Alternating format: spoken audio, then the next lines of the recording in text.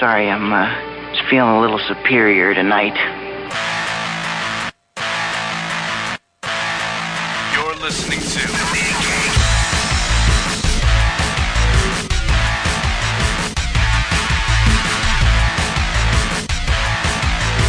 Comics Podcasting on the edge of civility.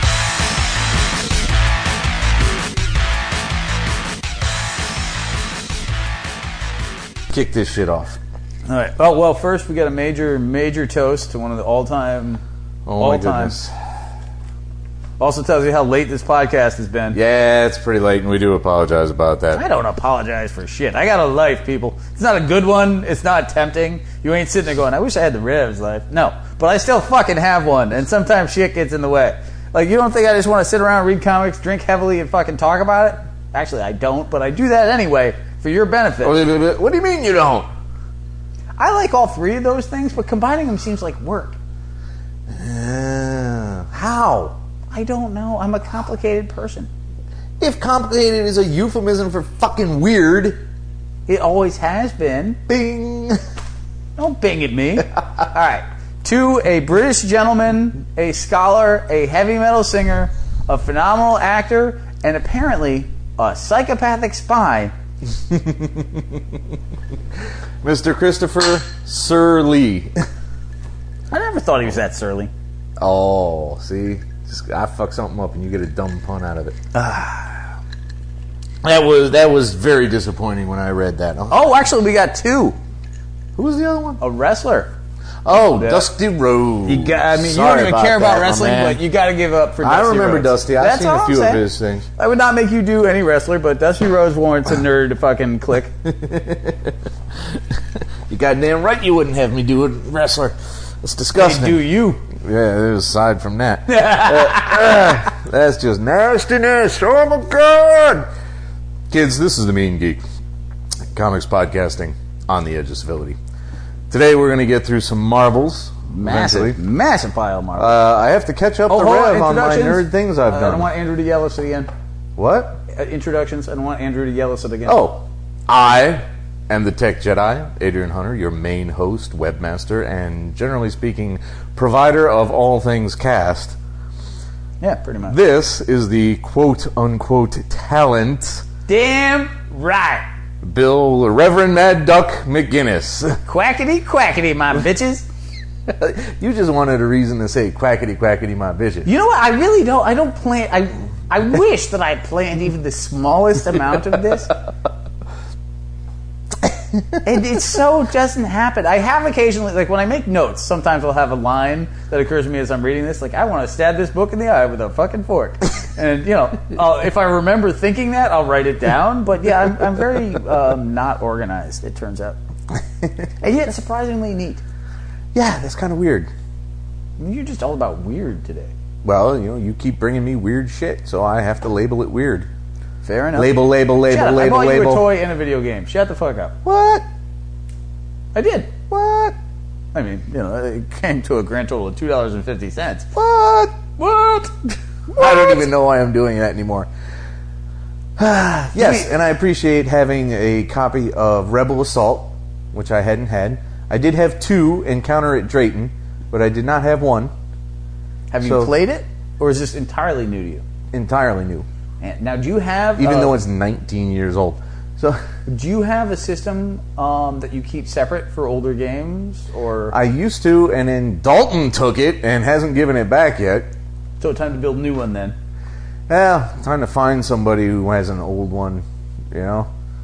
Actually, that one from Brigadier Wife's grandmother might suffice. Oh, yeah, like once you wipe that sucker. Oh, it's wiped. It's fine. At any rate, yeah. Brigadier Wife, really? Commodore is not good enough? Okay, damn right, man. Brigadier sounds more... I like the fact that when she got married, she switched from the Army to the Navy, though. That always made me happy. Because it's just so fucking stupid. I mean, it really just comes down to the fact that we have to call her sir. I mean... I almost feel bad because obviously she would never listen to this podcast or I'd be dead. But I bet people picture you like My wife is much smaller and hotter than people probably anticipate. Would you agree with that? Like, not to be creepy, but like the way she's described on the podcast, or at least the impression we give of Commodore. Oh, I don't think that we've ever described her. I don't think we've brought dimensions into the No, picture. but somehow, if you close your eyes and you hear the phrase Commodore wife, it doesn't present. Yeah, no. No one's thinking to themselves, I bet you Kate Upton's husband calls her Commodore wife. Like, no one is thinking that. Roseanne Barr probably gets called Commodore wife. No, ooh. But she's Imperator wife. Lead torturer mistress. Yeah, no. Gentlemen, include me out.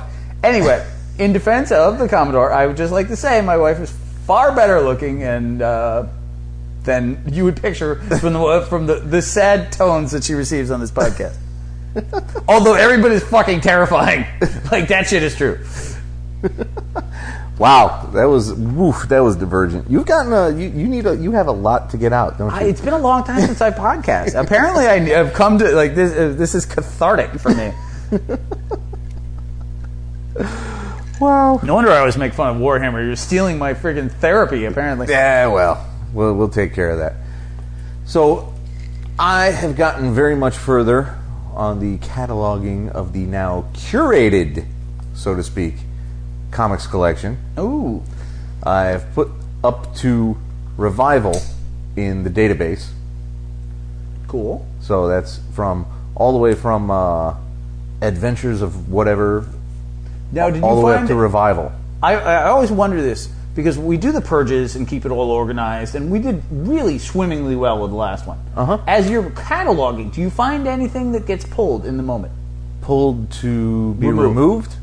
No, not this time. Okay. Not this time. Which is really the perfect test, because you're not only you're seeing, but you're really looking at each book. You're scanning. Yeah. A lot of times you're seeing the names of talent involved. Uh-huh.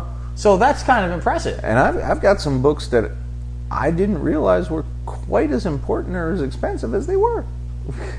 And I didn't realize how many Heroes Return books I had either. I try to tell you these things. You have a weird, because the Heroes Return was kind of key, not in terms of comics because it was horrible, but it was key for when you were buying again. Like, that was about when you started a lot of key books. I just use key twice in totally different ways, and that annoys me. A lot of key books restarted for you collecting-wise with Hero Returns. Like, you had scattered caps, because you didn't have most of the Wade Garnies. Yeah. But you had Cap Returns with Liefeld, which has to just piss you off on a basic level. Right. Your Fantastic Four you hadn't bought in years, but you bought Returns. Right. I don't know, did you do, who else? There was Iron Man. I don't have any of the Avengers back then, though. No, and there wasn't a Thor because he was still dead. Yeah. But otherwise, yeah, so if you think about when you jump back into buying comics on a more regular basis, Heroes Returned was kind of a starting point for a lot of key books. A key for the third time, motherfucker. Stupid ass keys. Keymaster's going to show up in the next fucking DC. I'm going to be totally pissed off. Don't bring him into the picture, God damn it. You ever notice how much Keymaster looks exactly like the clock from Beauty and the Beast? Ooh. Terrible. Yeah. Not wrong. Just terrible. No, you're correct. Yeah. But weird. so it's really, I think that's why they jump out, because a couple of times you've been very close. When you looked at even the Lee Fantastic Four, you're like, why the fuck am I holding on to this? But you never pulled the trigger on them, and I think that's why, because they were a restart moment. Because we all have books that are awful that mean, like, half my collection is awful that means something to me. But now I've actually reversed it and gone whole hog and gotten the bug to get all the Heroes Return. Oh, so now you want to fill it out? I got so many of them that why shouldn't I? Because you have the complete Fantastic Four. No. You really? You stopped at like 10 or something. I don't even remember. I do not have all of them. Oh my god. I don't have all of Iron Man, but I'm damn close thanks to Special Edition New York. Okay. I'm very close on Captain America because of Special Edition. I gotta check. Avengers is totally different. Yeah, I don't think I have any Avengers anymore. Actually, was that the Perez one? Or Was no, that it? was when they came back. Heroes Yeah. Return. That was when Busick took over. Yeah, Busick and Perez. Yeah, the Reborns though. I think I'm going to leave it at Cap, Iron Man, Fantastic Four though. You know, small things Because I particularly got since- them, and I just read a Cap this morning with Cable. And I'm like, oh my god, Dude, that just pisses. Like, just that sentence pisses me off. Cap and Cabe. What? No. Oh, Leave it alone. Have you started? So you've started to intersperse your New York finds. Yep. How'd you do? How many doubles? You know, I bought a double that day. I've done that. That'll piss you off forever. I got two, and the worst part Is is this something I want? no. Fuck. It was the fucking Heroes Reborn Iron Man 2. I got 2 copies of those that day. I was like, what the fuck Who was the I hell- thinking? Oh, was that Portacasio? Who did? Who? Wills Portacio. Portacio. My pronunciation is bad. No, who was on that one? I don't even remember. Iron Man was Loeb and some damn buddy. I don't know. Oh wait, here's report. Was that Wade and Garney again? No. Sure wasn't. I don't know. It doesn't matter. We got stuff to get to, and we will get to it momentarily. That's true. There was one other thing I wanted to mention. Oh really? Yeah. My speculation project Oh Lord. is proceeding apace. Really? I finally got back my 11 new slabbed books. Okay, and you slabbed. I slabbed Outcast 1 and 2, 2 copies of the New York Comic Con limited edition of The Star Wars. Yeah. Well, eBay says it's good. But who am I to judge eBay? Everyone should judge eBay. Bing. 2 copies of Miss Marvel, Teen Titans 44, which I don't think is going to sell because it ended up being a 7.8. Yeah. Now it's just a neat book that you can't even flip through. Yeah, that's the chance you It take. looked okay. You know, it looked a lot better than 7 to me. You know, so whatever. That was a me book, right? Yeah. No. But I was never a big Teen Titans fan anyway. It's an important book, so I kept it. I wasn't going to get rid of it until I realized, wait a minute. For cash, I will. And then a couple of others, which I can't tell off the top of my head. Anyway. But I've got my next set of books to slab set aside. No, this is I'll when be the sending- new Marvel Star Wars starts going in? Or? There's a couple of Marvel Star Wars. Yeah. I know you. I believe there's a Silk or a... Yeah, there's a Stacy It's Gwen. all about variants. Spider Stacy. Yes. Spider Gwen, which is just the dumbest name on the planet. Give her own fucking name, man. An argument can be made that it is her own fucking name, but still. Yeah. I mean Cindy Moon got Silk. Why can't Gwen Stacy get... Because Spider Moon would look very different. Although it would look more like that Spider Woman cover. Ha ha ha ha. Ouch. That was awesome. All right, That was terrible. let's get some Marvel on in here. Let's get that Marvel going up in this motherfucker. So, to start... What are you doing? All right, cheer her up. He's cabbage patching out of nowhere. What is that?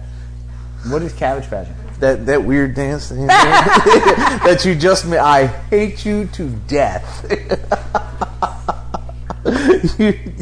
Fuck you. Fuck you in the ear. Fuck you in the other ear. Asshole. Only crevice you'd fit in. Oh, shit, son. And now that we've lowered our quotient by a good 4 degrees. Lost 3 more listeners. We're down to 1. Hey, Alias. Well, yeah, and our shout out to Dash is our new follower, sycophant. Oh, so don't call people a sycophant. That's terrible. We're mean, baby. I'm not mean. You are so mean, That dude. hurts me. I want to be beloved. It's part of the motif. The At work persona. today, I'm like, I had to teach that class that I teach, and I was like, trying to explain to them like how a Muppet like me ends up working for the company I work for. At any rate, Hawkeye #1, Jeff Lemire's Hawkeye #1. Dude, damn good start. I enjoyed the shit out of this book. Everything Jeff Lemire does that doesn't have friggin' antlers on it, it's pretty solid. You didn't like Candy Face or Sweet Tooth? Candy Face? Candy Face? I'm hoping you made that up as a joke intentionally, but Yes. I really don't think so. Yes. No, well, remember, we read the first Sweet Tooth. I think we read a reprint of it or something, like a $1 reprint. Yeah, we got through 3 issues, didn't we? No, we just did the one. Oh, He was walking around, there was a hunter/dad character, and it was very strange. And all it did was remind me of that Fallout Boy video. I've never watched a Fallout Boy video, so I don't know what you're saying. Oh, there's one where a guy has antlers, and he's trying to date a girl, but the dad is against him, and then finds out at the end that the dad has deer feet. All right, I'm done with that. Back to Hawkeye. No, it was really well done. Like, when I saw, young Hawkeye and young Bart Barton running around, Having to deal with their abusive dad, because that's how it is in Marvel. Abusive stepdad, be fair. Fine. Credit where credit is due. I mean, all they wanted to do was catch some fucking frogs, man. That's what kids do. They're minding their own business, heading out, catching frogs. They got to eat shit from this stepdad. But they're interspersing these flashbacks with the frog catching and the beatings with Kate and Clint attacking a hydra base. And whining incessantly. Which amused me, because you can't all be, philosophical, over-the-top, ethical cap, like, we must take these guys. No, if somebody's going to gripe, it's going to be here. It's going to be in the middle of this combat.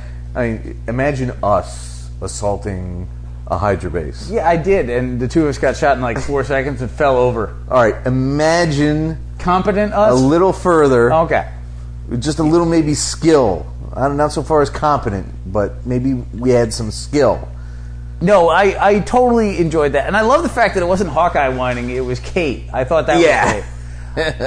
What I really liked about this book, and the kid Hawkeye, I'm not going to comment on until I see where they go with it. Right. But we know that he and Bart had a crap childhood. Yeah. Hence the enormous chip on his shoulder, and this carried that along fine. What I really liked was how well Lemire was able to kind of take the classic Hawkeye and mesh in Fraction's Hawkeye to this grumpy individual. Ah. And they even address, and this is all I ever ask, is one sentence that resolves an issue. And these earplugs that Iron Man made for me are amazing. Okay, now I can hear. Done. That's all it really takes most of the time. It doesn't need sentence. all these convoluted fucking fanboy continuity or just, bullshit. Not even that, thing. just pretending it never happened. Yeah, you don't have to ignore it either. You really just give me a sentence and we're good. But the tone of it was awesome, and the ability that he had to kind of take the highly successful Fraction Hawkeye, the movie Hawkeye, and your classic I'm half a jackass Hawkeye, and ball it all together into what was a really good start. I was very pleased. Yeah. We'll continue buying this. Yeah, it was a strong start. And, considering the last book that we did that switched from 1 to 1 was Winter Soldier, I'm ecstatic. Yeah. So, they eventually decide that they're going to escape the base. But on the way out, they find these... Kate. Hawkeye actually escapes, because, he's better. Well...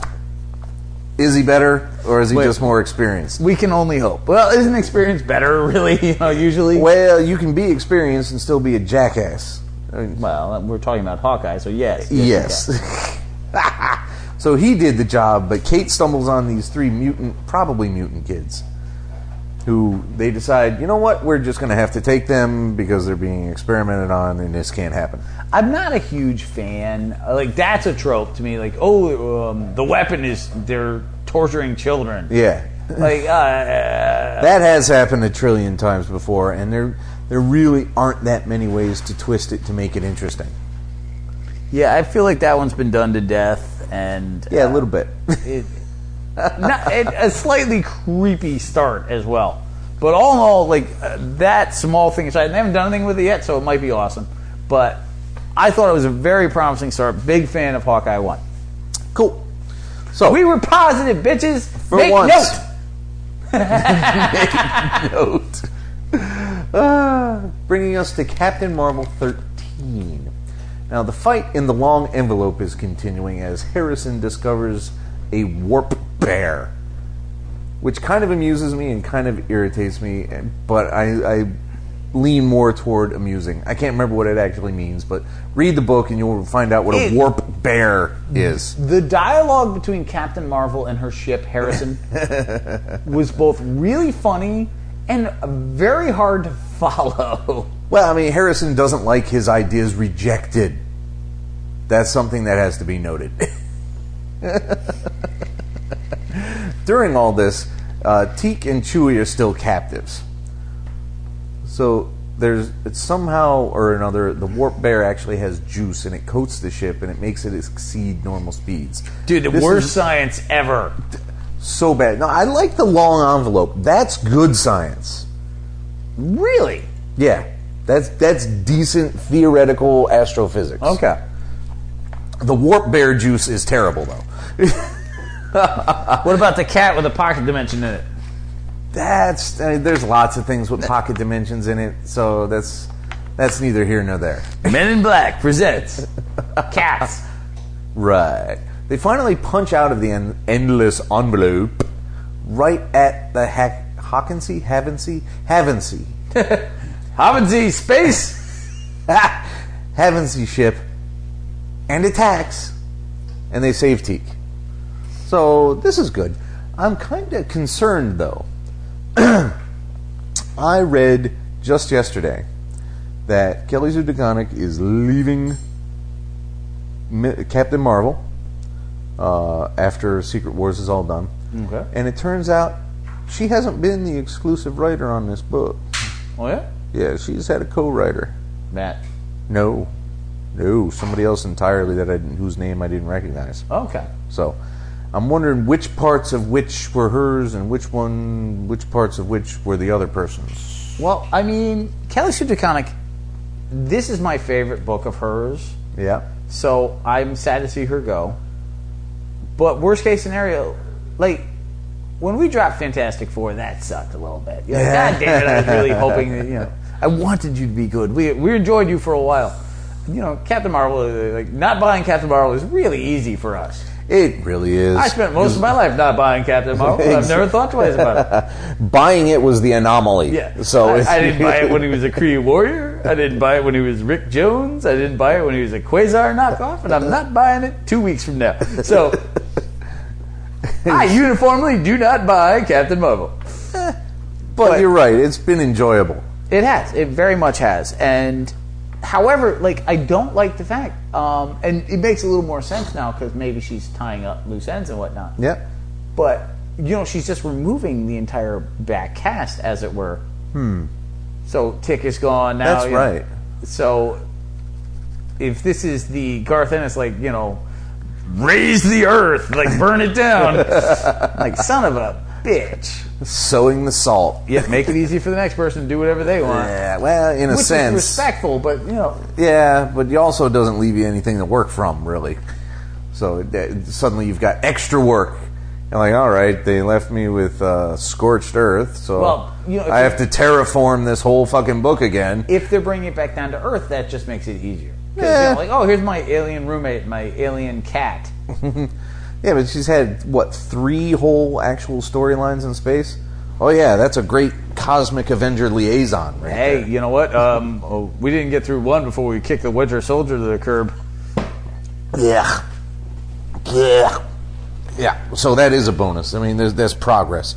But, I'm not going to lie. When I read Guardians Team Up #1, I was, they're chased and end up crash landing and the Chitauri are there, and they're led by Nebula, and I was bored.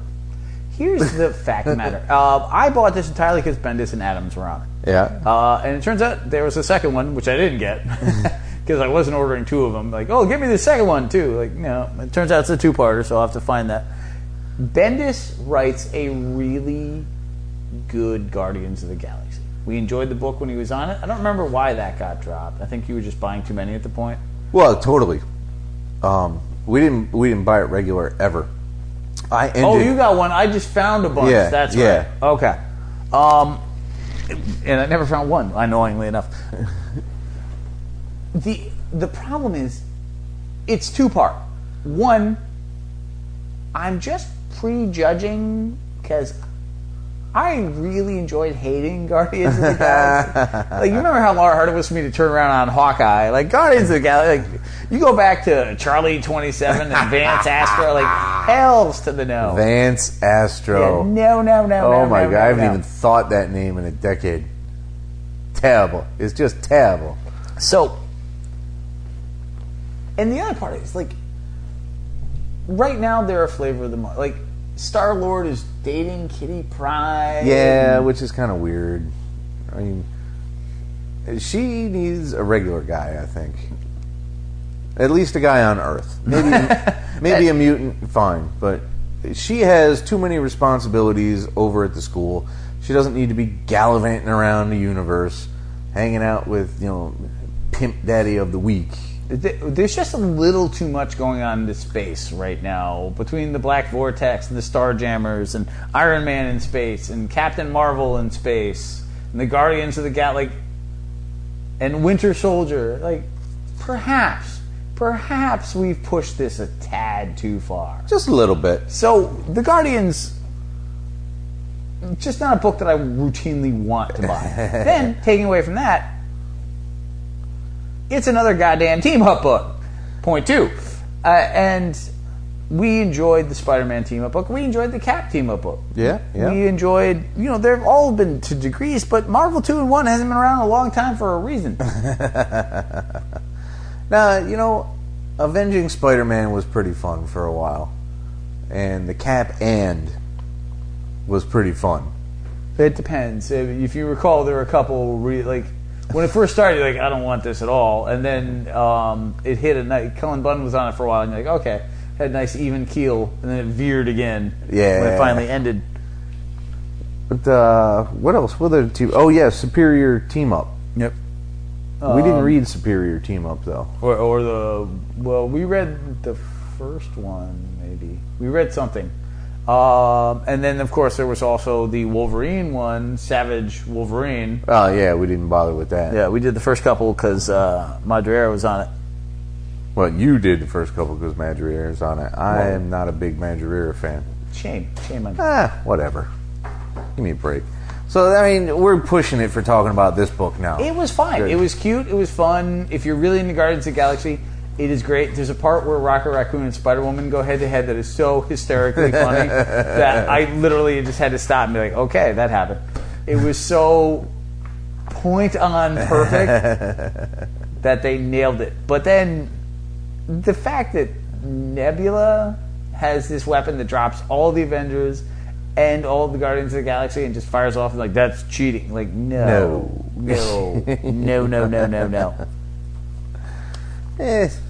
I'm not going to bother with it.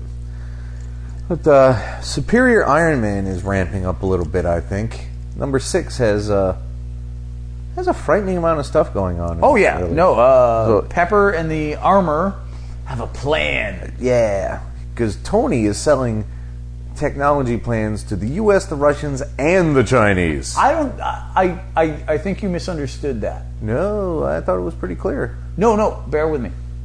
I think the implication was he's selling it once, and he's got them in all 3 languages. Eh? Okay, so let's say that I'm going to sell to you, your mortal enemy, and your other mortal enemy. Right. I'm only going to sell to one of you, but how much more tempting is it to buy it first before it gets sold to the Japanese or the Chinese or the Russians or the Yugoslavians or whoever your mortal enemies are? See what I'm saying? No, I don't at all. Okay. It's like, okay, hey, America, I'm an American. I have this for sale. You should buy it. This is a terrifying and horrible item. We don't want this. Well, that's true, but I also have it available in Russia or China. So if they buy it first, it's so nasty that they don't want anybody else to have it. So they'll pay more to get it themselves. You see where I'm going? That might be a brighter scheme than actually selling it 3 times. Yes. Maybe. Particularly since that would blow up the entire world. Possibly. But whatever. He's evil Tony, and it doesn't work. It's so annoying. Because first off, like, they make Tony out to be evil anyway all the goddamn time. And... which I don't enjoy. And then, like, it's now I'm full-on evil Tony. It's like, just be awesome. They're letting this one go on a little more, but he's issue by issue, he's more ruthless, but he's not quite as evil. It's interesting. It's a weird distinction. Yes, he's evil, but he's heroically evil. It's like that chaotic good thing in Dungeons and Dragons back in the day. Lawful chaotic. There you go. Like, I don't understand any of this. But you compare it to, like, the monstrosity that was evil Luke Cage selling the Mighty Avengers. That was terrible. So, I think the book, the writer's really gotten a good feel for the character, and the book has improved a lot. Yeah. I'm tired of it. Like, I want Mr. Fantastic to be a good dad, and I want Tony Stark to be a nice guy who invents shit. Like, let's not make everybody, making people more interesting doesn't mean making them douchebags. Which is the opposite of an article I read at Comics Alliance this week. What's that? But I ain't getting into that one. You just brought it up. You kind of have to. No, that's as far as I'm going. Damn it. No. At any rate, Tony's taking over a media company. He wants good press. He knows he's going to need good press soon, so he wants it. Right, but they don't want to sell to him, so Teen Abomination throws a hissy fit and chucks a desk out the window. Even though I'm not intimidating you. Yes, throwing a desk out a window is an intimidation tactic, Tony. In Tony's defense, bringing a moronic 16-year-old monster is an intimidation effect. The desk getting thrown is because Teen Abomination just can't control what... Like, it's not like Tony knew he was going to do that. The monster just does what the monster wants to do. There is that.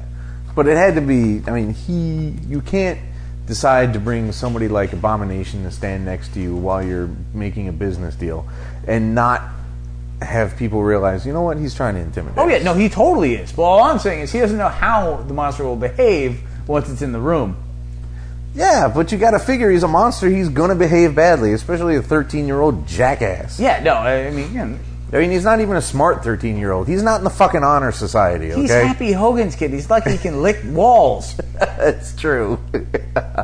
So he's trying to buy this company, and Pepper comes in and surprises his ass, saying, no, I bought it first. Which was awesome, but not as awesome when Tony's like, don't hit your stepmother, and freaked everybody out. That's legit. I did enjoy that. No, Evil Tony has some good lines. Like, let's give him credit. And out of nowhere, an empty Iron Man suit attacks Tony. Well, the suit's been teaming up with Pepper the whole time. Yeah, but we weren't certain there was nobody in it. Oh, good point. Yeah. I'm you. No, I'm looking forward to this ending, but I have to give credit for an idea that I absolutely loathed at the beginning. It just turned around nicely. Like, let's be honest. And you're biased because Iron Man is one that you hold on to almost as much as Batman. Right. But these are not now leaving. No, probably not. And they were very close. Yeah, they were really close. And the stories turn around enough. You're like, no, it's a staple Iron Man. It sits. Am I going to read it a lot? Not necessarily. But it is a legitimate part of your collection now, and that's to the credit of the team to turn it around. Right. Right on. Right on up in this motherfucker. I don't have anything to add to that. Yeah, no, it's terrible. Terrible. Terrible. Whatever. Tel Aviv. So, we're not Israeli. I'm not, no. Well, neither am I. You could be. Not that there's anything wrong with that. What are you talking about, my nose? I wasn't. Are you This is very... Are you rebearding or just crazy lazy? Just crazy lazy. Okay. Sounds kind of like a, what is it, Garbage Pail Kid. Crazy lazy. Woo! Let's move on to Spider-Woman number 5. Now, Jess is out in the streets. She's back in action. She's like, all right, I have had it with all this cosmic shit. I've had it with multiple dimensions. I just want to punch out a fucking bank robber. So she's roaming around on patrol, and she, stops what she thinks is a real crime, but turns out to be just another fucking training op. Well, that was dumb. Like, I'm sorry. There's a core concept they're going here, and parts of it are interesting, but the idea that the police train randomly in the middle of the street with a dude dressed up as a supervillain is so asininely stupid. It does seem off. Do you remember Twilight Zone, the movie? And vaguely? Barely. All right, well, the sequence of the guys traveling through time and war, and they're walking through the jungles of Vietnam with a boombox blasting. And at 8, I'm sitting there going, like, or 12, whatever it was, I'm like, I know that no. When people are shooting at you, do not bring your boombox. I don't care how casual and cool you are about war. Did they call it a boombox back then? I don't even Wasn't remember. that till the 90s? I'm pretty No, sure. that was totally an 80s thing. Anyway, but there's no way. Like, they're trying to make Jessica Drew to be a bad superhero. I don't think so. I think they're trying to point out that she's out of practice on the street. No, they pointed out that she's caused $100,000 worth of damage. Well, I mean, that's just accurate. If she's out of practice and she picks the wrong crime to stop, But because it's actually a training the point exercise. being, most superheroes are out of practice. Very few of them cause this much damage, particularly with as long a career as she's had. I don't know. I think Pete could fuck up this badly. No, Pete Yeah. fucks up his own life, not other people's stuff. Think about it. Captain America's 85 years old right now. If he suddenly reverts to being Captain America tomorrow, he's still going to drop people left and right without breaking a freaking egg. They're portraying Jessica Drew differently. And the end game of it, I'm not sure about. But it results in Ben Urich. And the Spider-Woman Ben Urich combination is one that no one has clamored for. It is kind of odd. Ever. They have to do something with him, I guess. And maybe there's no room for him over in Daredevil right now. It's hard to picture. But, I mean, Jay Jonah is off of the Bugle. I'm not sure if Robbie Robertson's even there. So perhaps they needed somebody to be trying to protect print news. Maybe. You ever feel like we should all go out and buy more newspapers just so comic books have more resources for their staff? Not in the least. I mean, Clark, Nope. Lois, Nope. Jimmy, Nope. Ben, Print news is Peter, dead. Jay Jonah. No, it's totally dead. It's totally dead. I haven't purchased a newspaper without some horrifying special event happening in decades. That's sad. Just every day, just newspaper. You get news from so many other sources. I mean, just because it's printed on the shittiest paper known to man doesn't make it any more noble. But I mean, the guy at the New Haven Register is not fucking revealing Deep Throat, okay? He's not. oh, he might be, but just not in the way that you're thinking. Anyway, so we open into an interesting idea that criminal families are getting stolen, and Jessica totally writes the story off and then gets it slapped in her face that it's real by, best of all, Porcupine, who I'm pretty sure is way dead. Yeah, I thought he was too. No one died. I don't mind that people come back from the dead. I do mind that they come back from the dead because people can't be bothered to do research. That is bad. You know who wrote that Porcupine story, by the way? Grunwald? Better. Not better than Grunwald, but better from the perspective you can still get it signed. J.M. DeMatteis. Oh, okay. Good. I like Jam. He does good shit. It's good shit. Fucking A. No, it's a fun book, and it's a neat idea. And there's also this weird leering look from Ben Urich that makes you wonder, like, what the hell that's all about. So I thought they did a lot of things really well, but I don't feel like there's a clear idea what's happening with this book yet. Maybe not. It's only one issue since she actually got her own story, though. That's true. So I'm not faulting it. I just I'm not sure where they're going with this, but they seem to be doing some odd thing because of late she's been portrayed as being very competent. Yeah. She's not very self-confident, though. She's always worried about her own self-perception as a double and triple agent and the daughter of fucking hydra people, and she's for a very long for a very long time. But you did grow up a lot on Presley, so I'm going to forgive that. Thank you. Thank you very much. No, she's had self-image problems. So if they can write her out of that and into a fuller character, then fine. I don't think they will, though. That's not my impression. Is that they're tweaking the idea, but they're taking away the fact like, oh, I was a top Hydra and Shield agent, and now I'm a hot mess. Like, I think they're missing like you're a hot mess because you're emotionally confused. You're never a hot mess doing the job. Everything outside of the job was a hot mess. Her personal life was a fiasco of the highest order. Yeah, and Carol made that apparent. Right. But taking away the competency at the job, it's like, well, why would I, if you don't do anything well... Then why would we read you? Right. Yeah, that's a good point. That's a good point.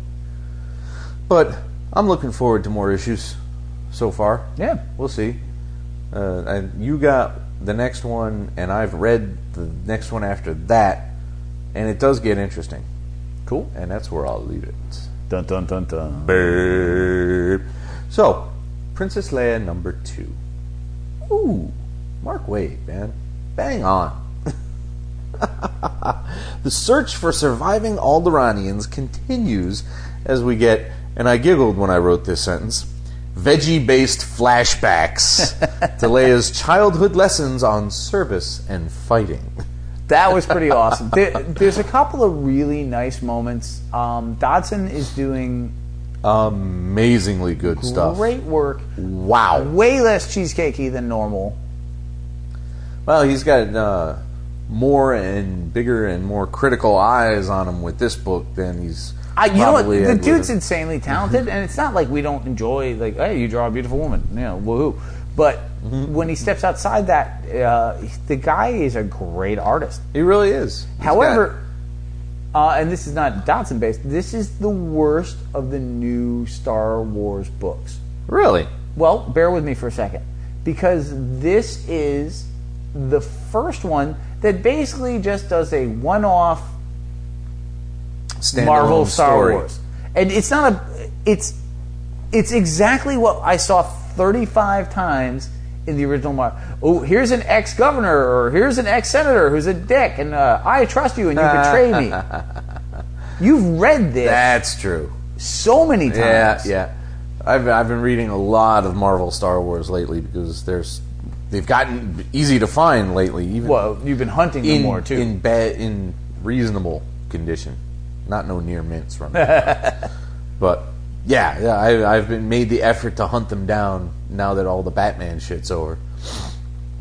But I enjoy the shit out of this. It's still she's a good got book. a mission. She's got a mission that matters to her. It's personal. She's got someone who can play off her, that can play off each other. Somebody who isn't like, oh my God, you're my princess. I am endlessly loyal to you, and I love you. You know, someone who can reflect a more common person's viewpoint. No, it's the pilot character is well done. I didn't really understand the whole monk singing thing, but the sister being in the Empire, there's some cool things happening in the story. It's just this really felt 30 years old. More so than anything else in the new Star Wars has come close to feeling. But see, I feel that it's high quality nonetheless. Oh yeah, I'm not knocking it. I'm simply saying, of all the new things, and if you compare this to the other two, and we'll get to those in a bit. Yeah? This is the weakest. And in part, it's not the weakest because of the talent, because Wade and Dodson are both amazing. It's the weakest because it's unoriginal. The governor betrayed, that's been, every single senator has been a dickweed. Ever. Everyone they ever found in any Star Wars book, I almost did track there, dickweed. And you know I'm right. Yeah, no, senators are not trustworthy people. And yet they were. The whole point of the Senate was that they were, and they got screwed up and made them, but everyone, as soon as the Senate fell apart, they all become, well, now I'm just going to rip off the populace left and right. Pretty much. Which I feel is partially like our own biases being played into the Star Wars universe. Could be. The Senate was made out to be nice but ill-informed. Yeah. And, everyone's idea of government is like, Easily well, manipulated. now there's a rogue senator. He must be a dick. Yeah. I see what you're saying. I'm with you. Okay. But still a strong book. All three of the Marvel Star Wars books that are out right now are awesome. And if you can find people who are more waiting for Lando Calrissian than us. Oh, the email finally came in, and so we've confirmed our orders for a regular copy and 2 signed copies of Lando #1 from Malieve and Sewell. Really? Yep. You didn't tell me about that. Yeah, you were right there while I was signing it. No, you weren't. When I went to get the She-Hulk signed, I was like, yeah, I was enjoying this book. It was making me happy, and now it's canned. But now you're doing this Lando thing now, right? That's great. And he says, yeah, see that little thing there? Sign up there. Oh, you told me that you would email. Yeah. You didn't tell me about 2. Well, I was going to get one for you. Why wouldn't I? I mean, shit. You are the best person You ever. owe me $20, though. 10. I made sure. Boo-yah. Dude, Malieve was one of the best people we met, by the way. He was pretty cool. His original prints are unacceptably expensive, though. Oh, you did a little... I was like, oh, that snow scene right there on Hoth. That's a print. Can I get that? He's like, no, that's my original. Oh, which one? A few hundred on that? He's like, no, several thousand. Sweet zombie Jesus. And he wasn't even smiling or nothing. He wants several thousand for and that. he'll get it. He will. Man can draw. All right, but yeah, so no, Leia is still a really good book. I think it's probably wise that it's a miniseries. Well, I mean, you want a character like her to go off on a high note. An endless string of less and less capable writers on the book till it gets canceled is not something you want for that character. Well, plus you don't want to take away from the storylines in the main book by constantly having everyone having their own individual series. Right. The Star Wars continuity is a little tighter than Marvel continuity on its own. Yep. Eventually, you're going to have to reckon with the idea that you can't have 65 different story arcs before you get to Empire Strikes Back. Nor should you. No, so good though, so happy. It's a small thing. I just give me an honest senator, just one.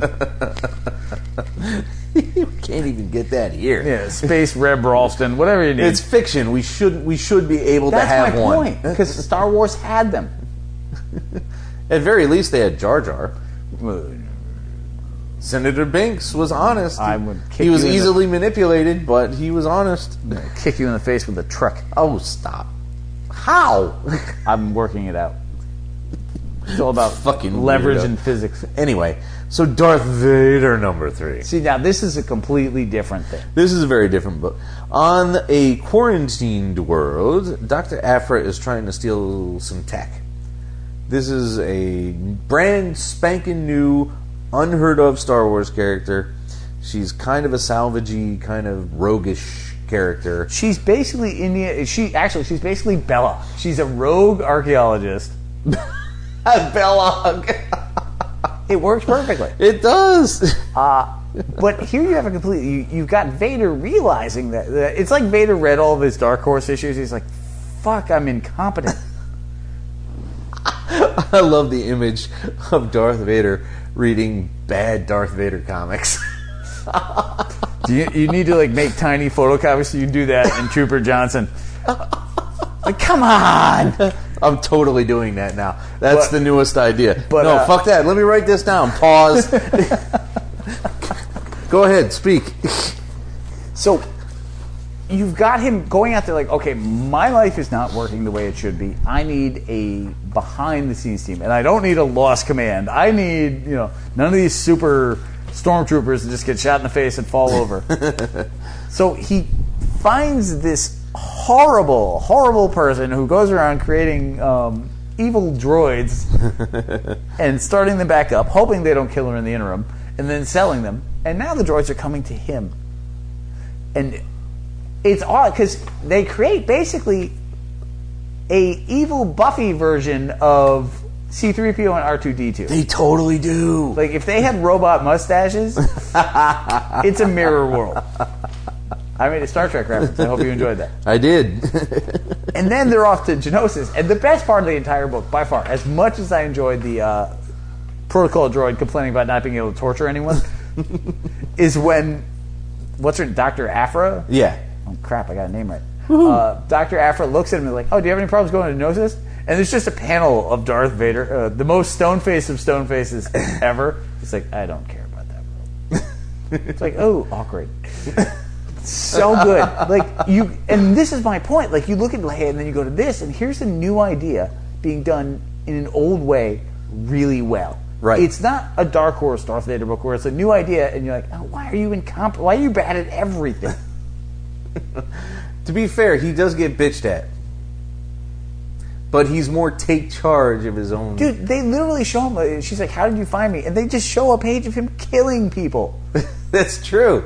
That's true. And that's the way I want Darth Vader to be. If you're going to have a villain, fuck that. He needs, with his own book, he needs to be a villain. He's literally going through like... He can't be Harley Quinn going, oh, I'm misunderstood. I used to hang out with the most... He's Marv, working his way through Sin City. It's like, I'm going to choke you, I'm going to drown you in a toilet, you I'm going to drag behind something. And you're like, holy shit.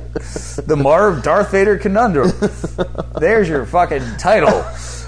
The Marv Darth Vader Conundrum. So it is. Oh shit, what? My battery's running low. Why is this doing this? Hang on. Let me pause this fucker. We got next. We're not going to make it. So we got to get as far as we can, man. We'll just finish talking about Vader. Okay, it's that simple. It's a half episode. Yeah, well, 51 minutes is already an hour. No shit. So fuck it. We're an hour in. We'll finish off this Vader thing. We'll call it even. No. So yeah, like, and I think that's part of why I knocked Princess Leia a little bit, is because of how good this and Star Wars were. Well, they were amazing books. I mean, they are amazing books. What am I talking issues. about? You can go with issues. I was like, that was a great issue. There'll be more.